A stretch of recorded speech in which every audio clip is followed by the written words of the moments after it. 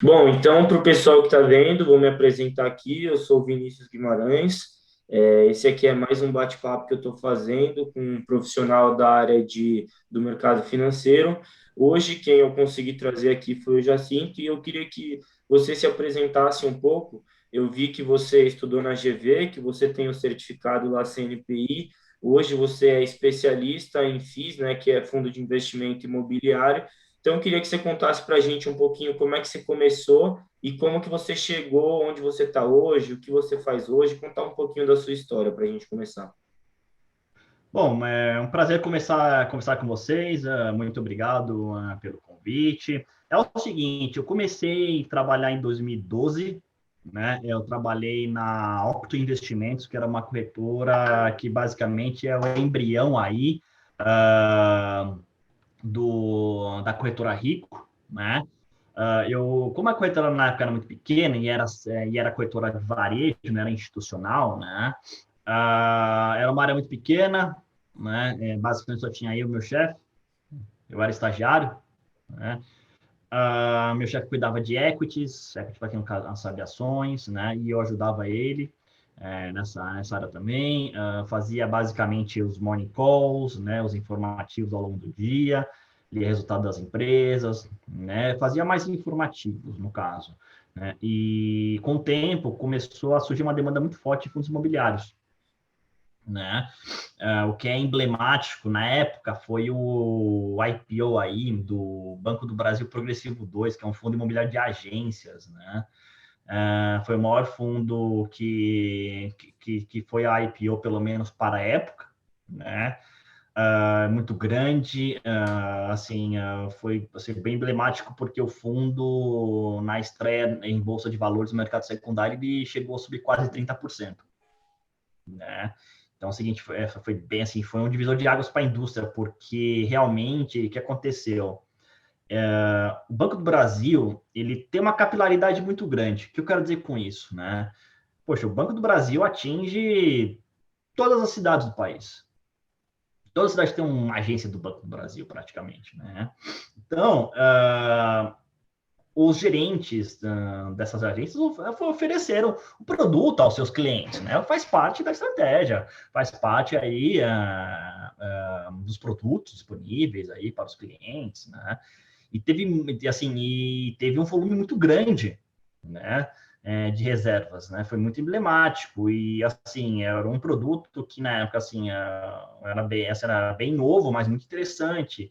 Contratos atípicos de longo prazo, em que é apenas o inquilino, só que o inquilino é de extrema qualidade, que é o Banco do Brasil, honra contratos, paga direitinho, previsibilidade aí, né, das locações, no caso. E aí o fundo subiu quase 30% no primeiro dia, né? E cada vez mais foi surgindo demanda por fundos imobiliários, e o meu chefe falou assim, eu não estou dando conta, preciso de ajuda. Aí ele falou assim, vamos fazer o seguinte, você fica com fundos imobiliários, eu fico com ações, pode ser? Eu falei, posso, pode ser sim, pode. Então, aí eu fiquei responsável, né? Assim, foi uma demanda do trabalho e eu acabei me interessando, né? Aí eu fiquei responsável por fundos imobiliários, na época não tinha essa quantidade de informações que a gente tem, né? Assim, era um mercado meio fechado, quem praticamente tinha as informações são os administradores ou os gestores dos fundos imobiliários. Na época tinha que ligar e perguntar as coisas, né?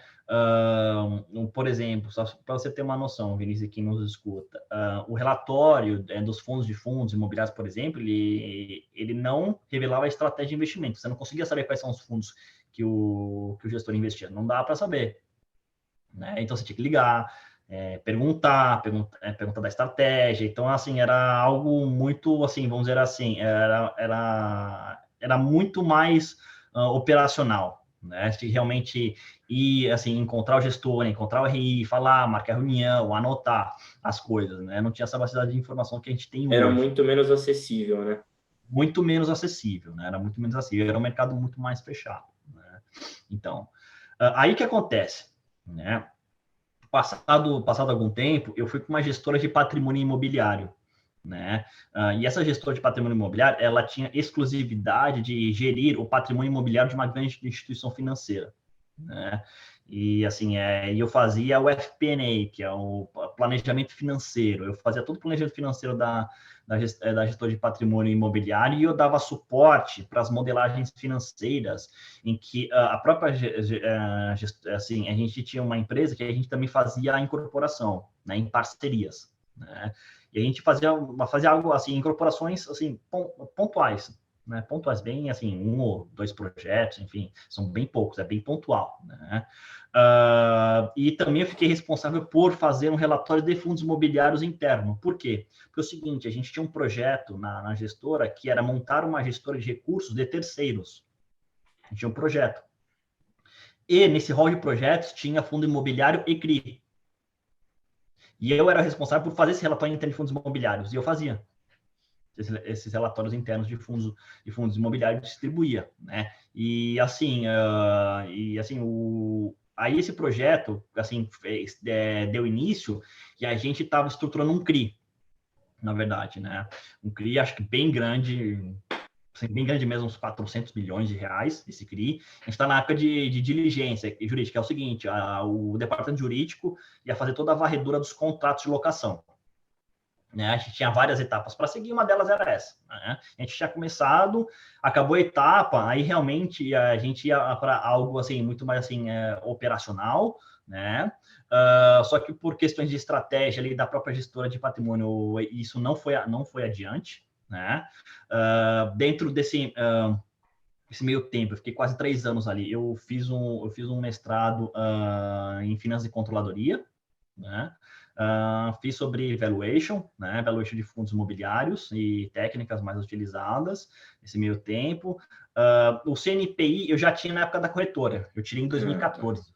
Né? O CNPI, ele é uma prova, obviamente que testa seu conhecimento sobre finanças corporativas, enfim, cenário econômico, mas ele tem um propósito regulatório.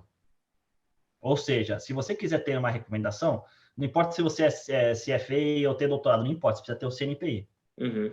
Precisa ter o CNPI, de qualquer forma, é regulatório. Né? Mas também não deixa de ser uma prova que você estuda e que você saiba algumas coisas, por isso que ele é interessante. Mas Né? o CNPI, ele é dá para, talvez dê para dizer que ele é um certificado regulatório, como você falou, mas ele é um certificado mais, dá para dizer que ele é mais introdutório é, do que, por exemplo, um CFP, um CFA, porque assim, eu sei como é que funciona eu sei como é que é o conteúdo, por exemplo, do CPA 20 e do CEA, mas o do CNPI Uhum. eu não sei como é que é. Qual que é o propósito do CNPI? O CNPI é o seguinte, né? Ele é dividido em duas provas. Né? Na época que eu fiz, em 2014, já faz um bom tempo já, o que acontece? Ele era dividido em a parte de conteúdo econômico, né? Muito mais geral a respeito de produtos financeiros e a parte de finanças corporativas. Né? Então, basicamente, acho que são dois conteúdos, é o conteúdo brasileiro e o conteúdo global, no caso. Né? Ah, E entendi. ele não era introdutório, não. Pelo menos a parte de finanças corporativas. A outra parte era um pouco mais geral, mas tinha alguns conceitos alguns conceitos de produtos financeiros, né? E um pouco mais voltado também para o mercado global de ativos. Ah, Agora, o entendi. finanças corporativas não tem nada de introdutório. Eu realmente tinha que estudar. Obviamente que ele testava os seus conceitos e tinha alguns exercícios para você fazer, né? E, óbvio, é uma prova múltipla escolha, na época tinha 60 questões, eu acho, né? Não sei se ainda é assim hoje, mas na época era, né? Então, assim, você passa e pode dar recomendação de investimento, né? Obviamente que quem tem CFA tem total condições de passar no CNP, tem Sim. total condições. Quem tirou CFP também tem total condições, né? Eu acho que no CFA o tratamento é um pouco diferente, que você faz uma prova de reciclagem no caso, né? Se eu não me engano, não sei como é que tá isso, mas é mais ou menos por aí. Faz uma prova de reciclagem, você tira o CNPI e tá para dar recomendações, né? É, Então, assim, quando eu disse introdutório, é porque comparado ao CFP e o CFA, que são certificados do que, pelo menos na minha visão de quem está chegando agora, do alto escalão, assim, do mercado financeiro, dos caras que são realmente qualificados, ele é um certificado mais... por exemplo, você tirou em 2014 e hoje você é especialista em fundos, enfim, foi nessa linha que... entendi. Assim, cada certificação tem um propósito, né? Eu sim. acho que a gente tem que deixar claro isso. Assim, o que você quer ser? Eu quero ir para research, trading, que é a mesa de operações, né? Olha, eu acho que, por exemplo, o CFA é interessante. Né? O CFA é interessante. Lembrando que é o seguinte, tá, pessoal? Um alerta aqui de um profissional do mercado. Não adianta você ter N certificações e não ter prática. Não adianta nada. Absolutamente nada. Vou dar um exemplo para vocês. Grandes gestores de fundo de investimento não têm CFA. Não tem. Vários. A gente pode falar vários nomes. Não tem CFA. Eles têm experiência. Eles têm modelos que eles fizeram, que eles testaram N vezes, né? A prática fala muito mais alto. Obviamente que, né, o certificado, seja CFA, o CFP, CNPI, o CAIA, CQF, o FRM, enfim, ele é um baita cartão de visita, né? E assim, ele é como se fosse um filtro, né? Mas assim, outra coisa assim, e é muito importante, mas outra coisa que é importante, além da certificação, é a sua rede de contatos. Né? Assim, o mundo não funciona como a gente quer. Muitas vezes a pessoa tem menos potencial que a gente e está melhor empregada. Por quê? Porque a rede de contatos dela é muito melhor que a sua. É muito melhor que a sua. Né? Então, por estar esse relacionamento, o pessoal dá predileção a essa pessoa, dá predileção a essa pessoa para selecionar, ou numa entrevista, por exemplo. Né? Então, é o seguinte, seria um mix, na verdade. Certificação para você ter uma base teórica forte. Tá certo? Aí é o seguinte, prática. Prática é mais prática, mais prática. E rede de contatos. Se você unir esses três, aí realmente você está bem preparado, né? Assim, que nem eu falei, cada certificação tem um propósito. Assim, CFA, o CNPI é mais por research, seja ele buy side, sell side, no caso, mesa de operações também, né? Até o CNPI técnico, para quem gosta de análise gráfica, também pode ser interessante, ou quer evoluir ainda mais, tem um certificado de análise gráfica dos Estados Unidos que chama CMT, né? Vocês podem pesquisar depois a respeito, né?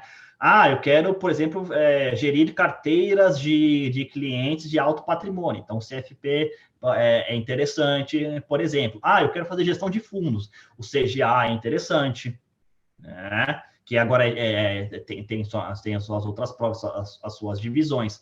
Eu quero atuar com risco, né? Assim, com risco financeiro, quantitativo. Você pode tirar o CQF, né? Você tem o FRM, você também tem o PRM, né? Eu quero atuar com análise de investimentos alternativos. Você tem o CAIA, por exemplo, né? Que também tem. Então, tem várias certificações, né? No caso, mas realmente tem um certo tempo que a prática fala mais alto. A prática fala mais alto. O que você fez? Né? O que você construiu? É isso que as pessoas querem saber. O resultado que você entregou, construiu. né? Exatamente, o que você entregou. Porque muitas vezes, o que acontece? Né? Esses certificados, eles demandam muitas horas de estudo. O CFA é basicamente 300 horas por nível. Né? Lembra que tem um nível 1, 2 e 3. Né? Então é o seguinte, tem pessoas que não têm tempo, e eu até entendo, não tem tempo para ficar estudando. Só que, assim, aí você começa a perceber, o que eu prefiro? É ficar trabalhando até tarde, pegando conhecimento prático de fazer modelo, de ajustar o modelo, de fazer um relatório interessante, ou eu estudo para o CFA, né? E arrisco no nível 1, no nível 2, e se eu estudar bem, eu tenho mais chance de passar, mas não necessariamente você vai passar. Porque depende de N fatores. Você precisa estar bem de cabeça no dia da prova, você precisa estar tranquilo com você mesmo. Tem outros fatores, né? Então, assim, se você tiver tempo, se planejar muito bem, vale a pena, sim, vale total a pena. Né? Mas só lembrando, a certificação não é tudo. É um baita, assim, novamente, um cartão de visita, mas não é tudo. O conhecimento prático ele costuma falar mais alto. Novamente, é só ver os gestores. Muitos gestores não têm CFA, não tem nenhuma pós-graduação sequer. Não tem. Só que é o seguinte, o conhecimento dele prático, a experiência que ele tem é muito valiosa. Né? E agora eu queria levar um pouco para o papo sobre os FIIs, né, os fundos de investimentos Sim. imobiliários. E aí eu queria primeiro te fazer uma pergunta. Se você pudesse explicar para o pessoal o que são os FIIs, né? E como é que você avalia um FII? por que que um FII é atrativo para o investidor? Na Uhum. verdade, acabei fazendo mais de uma pergunta, mas é para a gente Interessante. mais bater esse papo, assim. Então, Sim. por que que alguém vai olhar para um FII e vai falar, pô, eu quero investir nisso? Por que que, quais são as atratividades desse investimento? Bom, o fundo imobiliário ele tem uma previsibilidade de resultado operacional que é muito grande, né? Muito mais que uma empresa. A previsibilidade muito boa e a distribuição de rendimentos, no caso, ela, assim, o payout dele é muito grande. É 95% do lucro 95. líquido ajustado ao caixa ao semestre, né? O lucro líquido ajustado ao caixa é o seguinte, obviamente que contabilmente a gente não tem essa definição. Aí a CVM, né, ela emitiu um ofício orientando como fazer esse ajuste para você ter um resultado operacional caixa, né, e a partir disso distribuir os rendimentos, né? Poxa, no mínimo 95% ao semestre. E o seguinte, e tem a distribuição mensal, então todo mês você tem aquele pinga-pinga dos rendimentos, né? E eles são distribuídos conforme você vai comprando as cotas. Isso que é interessante. São isentos de imposto de renda, né? São isentos de imposto de renda. Assim, analisar um fundo imobiliário é muito mais fácil, pelo menos a meu ver, do que analisar uma empresa, Uhum. né? Os rendimentos, né? O yield, né, no caso anual dos fundos imobiliários, né, ele tem um prêmio bastante interessante em relação ao cupom real do Tesouro, por exemplo, os títulos do Tesouro de longo prazo, né, tem um prêmio interessante. Então, e o fundo imobiliário, ele remete a um imóvel, né, e a cultura do Brasil em relação a imóveis, ela é muito forte. A gente tem aí sociedade de épocas aí hiperinflacionárias, né? Em que o imóvel ele valorizava junto com a inflação até mais. Sim. Então é o seguinte, assim, quando você investe em um fundo imobiliário, assim, é quase impossível você perder todo o seu dinheiro, porque você tem um imóvel por trás ali. O lastro é o imóvel, ou títulos financeiros de cunho imobiliário. Por exemplo, um CRI, que é um certificado de recebível imobiliário, uma LCI, mas é mais o CRI, ou até mesmo cotas de outros fundos imobiliários. Aí a gente tem o FOF, né? Que é o fundo de fundos. Então, diga. Só uma perguntinha, o fundo, o FII, ele tem ali na distribuição do que dá para chamar da carteira dele, todo FII ele tem um percentual de cotas de fundos que tem ali a distribuição que é ali obrigatória, então vai 67% em tal coisa. É meio comum assim os fundos terem cotas em outros fundos ou não acontece muito? Não, é comum sim, é É comum sim. comum? O que acontece? Todo fundo imobiliário ele tem um regulamento. É que todo fundo de investimento tem um regulamento, né? O Sim. regulamento do fundo imobiliário é o documento mais importante. Ali que ele vai ter toda a estratégia e como o fundo vai funcionar, né? Ali, o regulamento ele fala, olha, você, fundo X, você pode investir até Y% em cotas de outros fundos imobiliários. Aí o resto você pode investir nos ativos core, que é agências bancárias, que é shopping center, que é galpões logísticos, enfim, isso tudo está no regulamento, né? O que acontece é o seguinte, né? Como hoje ainda o CDI ainda está baixo para padrões Brasil, muitos fundos imobiliários, ao invés de, por exemplo, ter em carteira o LCI ou títulos de alta liquidez, D mais 0 ou D mais 1, por exemplo, eles investem em cotas de fundos imobiliários. Por quê? Porque o yield deles é mais alto do que o CDI ser mensalizado, né? Ele é mais alto, então esses fundos preferem deixar o caixa em FIIs, muitos deles preferem, tá? Ah, Obviamente que é tá. uma opção aí é do gestor, tá? O gestor que tem essa opção, o gestor prefere dessa forma, né? Então, assim, a gente depende basicamente do regulamento, né? Se o regulamento permitir, ok, né? Mas assim, para você ter assim um fundo temático, né? O temático é o seguinte, o fundo de agências, o fundo de galpões logísticos. A regra da Ambima, até onde eu sei, é no mínimo 67% aí da carteira com aquele ativo, Eu acredito que ativo seja. específico. Geralmente, não em todos os casos, assim, mas geralmente quando é um fundo específico, sei lá, então vai um fundo de renda fixa, um fundo de ações, um fundo imobiliário, geralmente eles padronizam que 67%, em alguns casos sobe assim até 80% da carteira desse fundo especificamente nesse ativo. Mas eu queria te fazer outra pergunta também. Uhum. Eu fiquei até surpreendido assim, porque você tem experiência meio que de quem analisa os fundos e também a de quem está dentro, assim, de quem está. Então você já estruturou uma CRI, como você tinha dito, então acho que você tem realmente bastante experiência na área. E aí eu queria te perguntar, na hora de você olhar para um fundo, e até para as pessoas que estão aqui ouvindo e tudo mais, na hora delas olharem para o fundo, quais, assim, resumidamente, quais você acha que são as métricas mais importantes, assim, que pesa na hora de você ver se é bom ou não? Bom, primeiramente, tem que fazer um filtro, né? É o seguinte, eu gosto, gosto muito dos fundos de recebíveis imobiliários, né? Por quê? Porque, assim, eles têm um diferencial que é basicamente distribuir a inflação no rendimento, né? Que é o fundo de recebíveis imobiliários, aqueles que investem em CRIs, né? Eles distribuem inflação, mas os juros desses CRIs em carteira. Então, eles têm uma distribuição bastante interessante em termos de yield, né? Bastante interessantes. Mas, assim, vamos dizer assim, minha especialidade é basicamente escritórios, né? Porque nessa gestora de patrimônio imobiliário, o nosso view era muito mais focado em escritórios, muito mais focado em escritórios, né? E aí acabei realmente tendo mais familiaridade. Mas vamos lá. Para tijolo, vamos começar pelo tijolo, né? Bom, primeiramente a gente tem que ver localização. Localização em real estate ou no mercado imobiliário é mais importante. Alguns falam que é gestão, porque se o gestor, por exemplo, não fizer tudo direitinho, o fundo realmente ele pode não ter uma performance muito boa. Ele pode até fazer bastante, vamos dizer assim, coisas erradas, mas se o imóvel for muito bem localizado, né, mesmo fazendo isso, ele não prejudica muito o fundo. Porque o imóvel é muito bem localizado, com muitos bons inquilinos.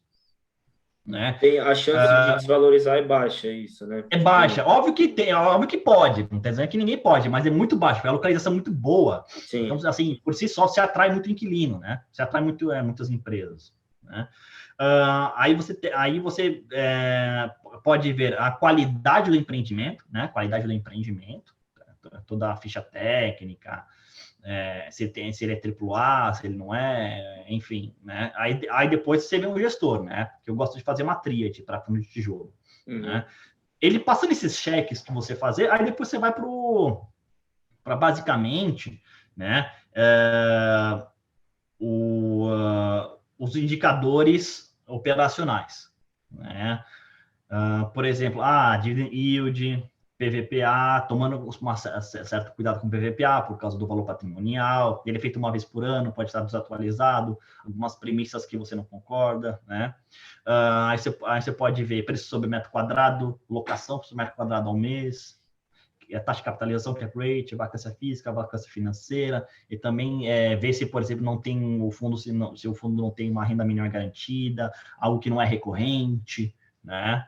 Aí você vai fazendo esses filtros, né? E obviamente, por último, o preço, que aí você pode fazer o valuation, né? Aí você realmente compara o valuation que você achou, versus aí o valuation do mercado e ver se realmente o fundo tem chance de valorização ou desvalorização, no caso, né?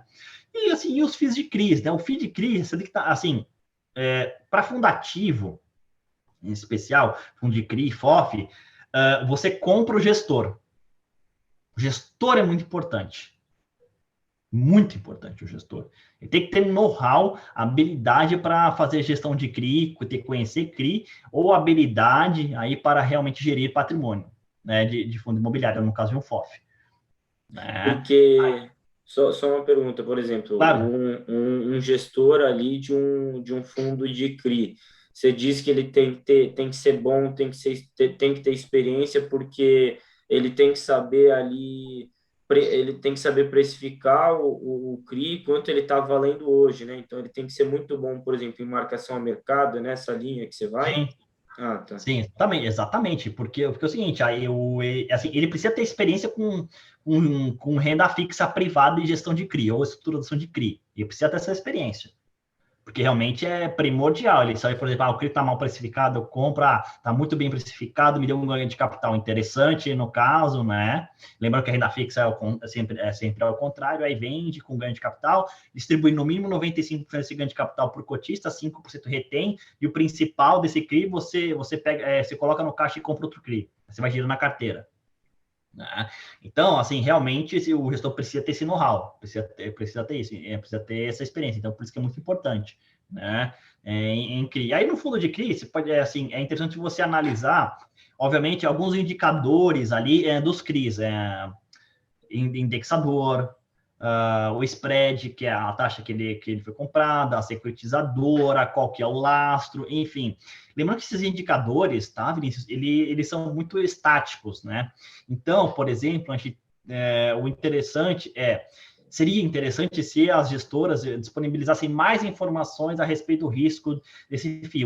Uma das poucas gestoras que faz isso é a RBR com relação aos fundos de crédito dela, que é o RBRR11 e o RBRY11. Tá? É uma das poucas gestoras que publicam relatório de risco aqui das operações. Né? Porque é uma operação muito viva. Né? Porque é o seguinte, pode ser que está tudo bem, está tudo tranquilo dentro dos indicadores, aí tem vários indicadores, que é o loan to value, que é basicamente a taxa de empréstimo dividida pela garantia, a razão saldo devedor, a razão de pagamentos, por exemplo, né? Pode ser que assim esteja tudo ok, tudo bem, mas, por exemplo, a performance do lastro vis-à-vis a performance de outros lastros imobiliários similares na região está muito ruim. Isso não tem como saber. O gestor não vai dar, o gestor não dá essa informação. Então, você tem que ir atrás para descobrir. Ah, tá. Não é uma coisa tão transparente assim, igual... Assim, exatamente, mas até além disso, né? Assim, existe uma dificuldade para você dar informações desses indicadores, vamos dizer assim, ao vivo, né? Tá. Da operação, não é tão fácil. Né? Tem que ver, por exemplo, por exemplo, as obras estão muito, as vendas estão muito boas em relação a obras, ou seja, o cronograma físico-financeiro ele tá bem justinho, ou seja, tá muito bem. Só que, por exemplo, aí você vai ver na região, só que todas as obras já foram vendidas. Já foram vendidas faz tempo, e teu empreendimento ali, o cronograma físico-financeiro tá bem certinho, só que todas as outras da região já venderam. Então, assim, E aí você não tem muita liquidez nesse caso. Não é que tem liquidez, quer dizer que, assim, mesmo apesar desses indicadores estar bem dentro do que o gestor acha, na verdade, não está performando bem. Porque já deveria ter vendido tudo, e por que não vendeu? Às vezes pode não refletir muito bem o que está acontecendo ali na vida real, Exatamente, né? essa é a mensagem, pode estar refletindo muito bem. Então é o seguinte, reflete, ok, só que tem que ir além. Problema, dá trabalho. Tem que ligar para o gestor, tem que ligar para o RI, tem que pedir mais informação. Né? Dá Não é trabalho. simples. Não é simples, é que nem eu falo, né? Assim, precisa montar um relatório de risco à parte. E isso demanda o quê? Investimento, né? Por exemplo, você precisa de uma equipe para fazer, umas 2 pessoas ou uma para fazer um Power BI disso aí muito bom e mandar para os investidores, por exemplo. Que é dado que você transforma em um dashboard, faz um relatório bonitinho e o gestor comenta esse relatório, né? Dá a análise dele. Né? Então, realmente, aí dá um trabalho e essas informações elas são boas, mas podem ser insuficientes. Né? E só uma pergunta, mas assim, talvez, pelo que você está me dizendo, o que parece é que o fundo de CRI, ele é o que exige mais trabalho para o investidor que realmente analisa o investimento dele e investir. Então, demanda Sim. mais tempo. Mas em relação a retornos, ele tem mais retorno do que os outros Sim, ou tem mais retorno? ele tem, justamente porque ele entrega a inflação nos rendimentos. Ele entrega a inflação mais juros nos rendimentos. E desculpa estar te interrompendo bastante, é porque está Claro, tá passando relaxa, não tem problema bastante não. informação legal e eu gosto de Uhum. perguntar. É, ele entregar a inflação nos retornos está atrelado ao CRI, ele ter ali, por exemplo, juros mais inflação, mais IPCA, é Isso, isso? exatamente, porque o CRI funciona dessa forma. O CRI funciona dessa forma, então ele repassa, né? Juros e correção monetária, no caso.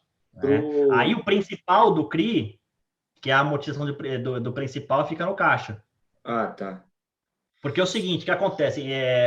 Vamos lá, pessoal, renda fixa é algo mais trabalhoso de entender do que ações. Ele é um pouco mais trabalhoso, né? Porque é uma dívida, né? Lembre-se, você tem o principal mais juros, certo? Só que o seguinte, quando você tem títulos de renda fixa privado no mercado imobiliário, então você tem três componentes que você tem. Você tem o principal, você tem os juros e a correção monetária.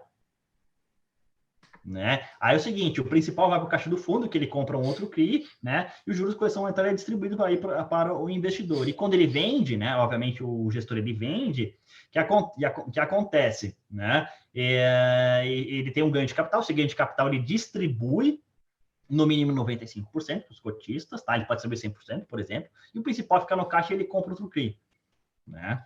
Então, o fundo de CRI, por ele tá vinculado à inflação, ele é um fundo que ele não apresenta tanto risco de mercado, assim, do cara perder dinheiro com a inflação Não, é assim, ele apresenta assim, é o seguinte, o valor patrimonial dele, no caso, que são os próprios CRIs, ele é marcado a mercado. Então, se você pesquisarem, verem ao longo do tempo, o valor patrimonial de muitos fundos de CRI, ele é flat, ele é reto. Porque ele é marcado a mercado. Porque a inflação, ele coloca tudo no rendimento. Ele coloca tudo no rendimento. Né? Então, é muito importante o investidor reinvestir isso. Porque é o seguinte, ok, o que acontece? Você recebe juros de inflação e vai gastar tudo. Só que lembre-se, a inflação ela corre mês a mês. Você precisa repor isso. Senão, o que acontece? Você perde valor. Então, você precisa reinvestir. Sempre reinvestir. Obviamente, você pode reinvestir tudo? Pode, óbvio. É interessante você sempre reinvestir uma parte. Né? Aí, o que acontece? Pode ser que um outro cria ao longo do tempo, você vê assim, mas já sinto, vi aí que o valor patrimonial do VP está subindo. É que ele está passando parte da inflação no VP, no valor patrimonial. Parte dela. E parte ele distribui. Ah, tá. Mas a maioria é tudo flat. É tudo flat. Então ele coloca. Esse é o tradicional, né? Esse, realmente repassa no rendimento, no caso. Mas essa estratégia de repassar um pouquinho da inflação para o VP não é comum, né? Não é muito comum. A maior parte deles, assim, basicamente flat. Varia bem pouco. Você varia bem pouco ao longo do tempo e praticamente flat. E aproveitando que a gente comentou um pouco sobre risco ali de mercado e umas questões mais macro, não sei se influencia muito nos fundos, por exemplo, de escritório, mas qual que é, se existe, qual que é a influência, por exemplo, da alta da Selic e a projeção de alta para o final desse ano? Qual que é o impacto disso no rendimento dos fundos? Se impacta, né? Tá no rendimento, né? No caso, vamos lá. É o seguinte, o rendimento, no caso, ele para fundo de tijolo, ele continua o mesmo, porque a inflação é reajustada, né, aniversário de 12 meses por um índice, seja IPCA, no IGPM, no caso, que está realmente bastante alto, assim, há 12 meses aí já bateu 37%, enfim. Né? Em termos de rendimento, a Selic ele vai ter impacto positivo nos FIIs de CRIs, cujo lastro seja indexado ao CDI. Tá. Porque o CDI ele é vinculado à Selic. Sim. Né? Ele é 10 vezes point menor. Né? Aí, quanto maior a Selic, maior vai ser o CDI, e esses rendimentos podem aumentar, no caso. Né? Se manter tudo mais constante, esses rendimentos aí pode aumentar. O que acontece é o seguinte, tá? Como todo investimento, né, a premissa que a gente coloca em investimento é o seguinte: o investidor ele avesso a risco, e se ele é avesso a risco, ele sempre quer segurança. E onde ele tem maior segurança? Em renda fixa. Ele tem menor retorno, né? Aí o que acontece? Quando a Selic, por exemplo, sobe, assim, os fundos imobiliários, eles continuam atrativos, mas até certo ponto. Né? Por quê? Porque o renda fixa, ele tem muito menos risco. Muito menos. Tem, mas muito menos. Né? Do que um instrumento de renda variável, que é o fundo imobiliário. Né? Então é o seguinte, se a Selic começar a aumentar demais, obviamente, assim, que nem eu falo, o mercado não gosta de surpresa, né? O consenso do mercado é de, no final do ano, chegar a 5,75. Agora, se começar a chegar mais do que isso, e o Banco Central aumentar em um passo maior do que o previsto para chegar aí na meta que ele estipulou, no caso, aí realmente a gente pode ter um problema, né? Porque porque aí a Selic pode bater, poderia bater no caso 7 ou mais 7%. Aí realmente pode ter problema em termos de atratividade de rendimentos, né, em comparação com renda fixa. O que acontece é o seguinte: a relação muito mais, por exemplo, que é assim fácil de ver e perceber, no caso, em relação ao preço da cota, né? Quanto mais alto a Selic, aí mais as pessoas tendem a ir para a renda variável. Aí você vê até uma correlação negativa, no caso, né? Quanto mais alta a Selic, menor é o IFIX, por exemplo, né? Você tem vários estudos que você pode chegar a essa conclusão, enfim. Quanto mais alta a Selic, não sei se você falou certo, mas mais as pessoas vão para a renda fixa, né? E elas vendem o que tem no fundo imobiliário no IFIX, aí o IFIX cai.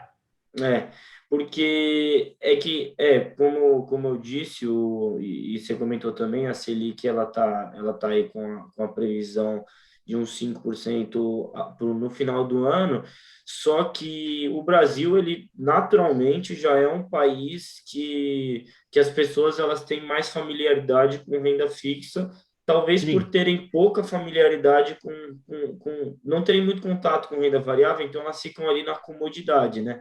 Só que o que sim. acontece é que nos últimos tempos aí tiveram 8 quedas seguidas da Selic, agora voltou a subir, e aí ficou um pouco atrativo você investir em renda fixa, porque apesar do risco ser baixíssimo, o retorno também era praticamente, não vou dizer zero, porque não era zero, né? Mas era baixo, assim, não valia muito a pena. E aí também teve uma crescente muito grande de pessoas na Bolsa de Valores, Uhum. enfim, todo esse movimento aconteceu. Eu, Exatamente. eu dando a minha opinião, assim, de quem está chegando agora, e talvez eu fui até, porque eu estou no primeiro semestre da faculdade, né? Talvez eu fui até influenciado por esse movimento, para me interessar mais para o mercado financeiro e tudo mais. Eu acredito que talvez seja improvável, talvez não, é improvável que as pessoas deixem de se interessar por renda variável, porque mesmo com a Selic a 5 ainda é muito interessante, né? Mas eu acho que talvez tenha um movimento de freio aí. O que você acha sobre Sim, isso? assim, eu acho que é o ciclo. Acho que é assim, tudo é cíclico. Assim, se você vê, assim, tudo é cíclico. É momento. Então, assim, ok, momento tá mais interessante para renda variável. Ok, vai ter momento que vai ter mais interessante para renda fixa. É momento, o mercado é cíclico. Assim, e uma das coisas que as pessoas não consideram muito em fundo imobiliário é o ciclo imobiliário. O ciclo imobiliário existe, né? Porque é o seguinte, o que acontece? Para você construir um imóvel, né? Fazer o projeto, obter toda a aprovação, todos os documentos, toda a burocracia e fazer a entrega das chaves, ou seja, quando o imóvel está pronto, demora de entre 3 a 4 anos. Estou falando do imóvel comercial, tá? De escritório, demora entre 3 e 4 anos. Né? Aí o que acontece? Você pode vender, se você vende as lajes para o fundo imobiliário, ou, por exemplo, fica na incorporadora e ela aloca aí para outras empresas. Então, assim, você tem todo um tempo em relação ao investimento, né? E outra coisa, a gente tem que considerar também a região, novamente, localização. Como é que está a localização? Tá boa? Tá ruim? Né? Porque é o seguinte, pode ser que esteja com uma demanda reprimida muito forte, então, assim, a incorporadora pode locar antes de entregar, antes das entregas das chaves, né? Ou até mesmo antes do habite. O habite é um documento que se você permite a circulação de pessoas dentro do edifício. Antes do habite, né? Ou seja, isso pode a curto prazo aí pressionar o valor de locação para cima. Você pode subir a locação, porque se você locou tudo antes do habite, por exemplo, né? Então é o seguinte, aí você tem a fase de expansão, de recuperação, né? Você tem a fase de queda da oferta e de baixa, por exemplo. São 4 fases do ciclo imobiliário, né? A gente estava em recuperação indo para a expansão. Aí depois da expansão tem excesso de oferta, e depois você tem a depressão, né? Então, que é a crise, no caso. Então, assim, poucas pessoas consideram isso no ciclo, o ciclo imobiliário. O ciclo imobiliário é muito importante, né? E fundo imobiliário não é só taxa de juros, é também o ciclo imobiliário e o PIB, que também tem muita relação com o PIB, o ciclo imobiliário, né? Então, por exemplo, a gente vê muitos fundos de escritórios, por exemplo, o rendimento anual em reais por cota não necessariamente subiu ao longo do tempo. Por quê? A gente saiu de uma crise em 2014, 2016, foi uma crise muito forte no mercado imobiliário. Muito forte. A gente teve a tempestade perfeita, que a gente chama, que era crise econômica com uma alta entrega de empreendimentos imobiliários de alto padrão. Alta entrega. Tá tudo terminando naquele intervalo de tempo. Então, você tinha muito escritório barato, muito escritório barato de alto padrão. O que acontece? É a locação baixa. A rentabilidade cai.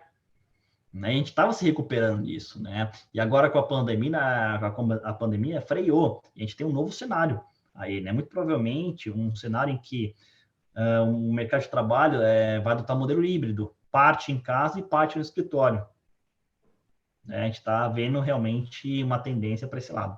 E aí os fundos têm que adaptar a estratégia para... Sim, tem que adaptar a estratégia, tem que, por exemplo, conversar com o inquilino, dar algum desconto, ou, por exemplo, difere algum reajuste de inflação, como muitos fizeram, tem que se adaptar. Ao gestor realmente ter que ser gestor. Tem que entender muito o cenário, né? Exatamente, e ter muita paciência, muita paciência. Ser gestor não é fácil, tem que ter muita paciência, porque o inquilino vai reclamar. E não é uma reclamação educada e meio educada, olha, não vou pagar, tá muito alto, não é assim, se você não me der um desconto, eu vou embora, acabou. Realmente, porque GPM 12 meses está muito alto. Tava mais de 30%, eu acho. Exatamente. E não é só o IGPM, que a gente tá vendo também o INCC, que é o Índice Nacional do Custo da Construção, ou seja, as construções estão ficando mais caras. Sim. O que acontece? O setor imobiliário, em especial de mercado de residências, ele não tem uma margem tão grande assim. Então, o que acontece? Se o INCC começar a subir sem parar, alguns projetos podem ficar de lado. Sim. Não vale a pena, porque eu vou comprimir muito minha margem. Vou ter que aumentar o preço. O que acontece? Dependendo do mercado onde você estiver, vale a pena não vale a pena. Não vale a pena nem fazer o projeto, que está muito caro. Não vale a pena. Então, empreendimentos, por exemplo, que estão na planta, que a obra já começou, com o INCC explodindo, tem que ficar de olho para ver se as vendas vão ser boas, porque é o seguinte, esse repasse precisa estar no preço, porque senão não se paga. Então, é um alerta, né? Cara, eu vou te falar que eu fiquei bastante surpreso, assim, eu nunca tinha conversado com alguém que trabalha em fundo imobiliário, ainda mais alguém que é especialista, e eu fiquei surpreso com o funcionamento, com o ciclo imobiliário, é uma coisa que eu não sabia que tinha essa importância toda. Eu vou te falar Sim. que eu aprendi bastante nesse bate-papo. Assim, não é só a taxa de juros, a ciclo imobiliário é muito importante, ciclo imobiliário, muito Sim, importante. Não então, achei. O ciclo imobiliário, ele é basicamente todo o mercado de cada cidade, só que é o seguinte, cada bairro tem sua dinâmica. Cada bairro tem sua dinâmica. Por exemplo, a nova Faria Lima, que é basicamente ali shopping Guatemi para frente, até a Vila Olímpia ali, que já vira Hélio Pellegrino, basicamente, tem uma dinâmica totalmente diferente da Avenida Paulista. Então assim, é complexo, sim, é assim que a vida é complexo, tem que estudar, né? Tem totalmente outra dinâmica. Ali, por exemplo, na Faria Lima, você já tem vacância de um dígito, ou seja, de nem 5%. Na Paulista, está ali em torno de 10%, já está assim, de 9% ou 10% já. Ou seja, é uma vacância já baixa. Né? Na Nova Faria ainda mais baixa. E assim, na Avenida Presidente Juscelino Kubitschek, dependendo do ponto da avenida, não tem mais nada disponível para locação. Então, é a tese do localização. Localização é muito importante, né? Obviamente, o que acontece? É uma questão de preço, né? Bem localizado, alto padrão construtivo, alta demanda, fica caro. Aí o yield, muitas vezes, ele fica mais baixo. Por outro lado, tem menos risco, né? Então, assim, lembre-se, em finanças é a relação risco e retorno. Não adianta, vou ganhar mais, mas qual é o risco que você está correndo? Sim. Então, algumas coisas você tem que considerar. Por exemplo, volatilidade dos retornos, exposição a um certo ativo, troca de fundamento. de um fundo imobiliário para o outro, como é que ele está em relação aos pares, por exemplo. Né? Uma coisa que a gente tem em incorporação imobiliária também é a exposição ao caixa, exposição de caixa, porque é o seguinte, vai ter uma hora ali na incorporação imobiliária. A incorporação é o seguinte, quando eu falo em incorporação, é basicamente assim, você compra o terreno, desenvolve ali o projeto e depois vende, ou depois loca, né? Então, assim, quando você tem ali em incorporação, você tem que ver, assim, que risco que você vai estar correndo. Por exemplo, expansão de caixa. Eu vou precisar de muito caixa no início ou no final, no meio? Né? Ou melhor, no início, no meio ou no final? Né? Por exemplo, loteamento, que é basicamente o quê? O negócio de vender terrenos, lotes de terra. Tem uma alta exposição de caixa no começo. Sim. Porque no começo que tem que fazer toda a terraplanagem, tem que ter a infraestrutura, asfaltar, calçadas, eletricidade, água, esgoto, por exemplo, é no começo. Para depois aí diminuir um pouquinho, diminui e aí parte para as vendas, né? As vendas dos lotes. Bom, então chegamos aqui a 45 minutos.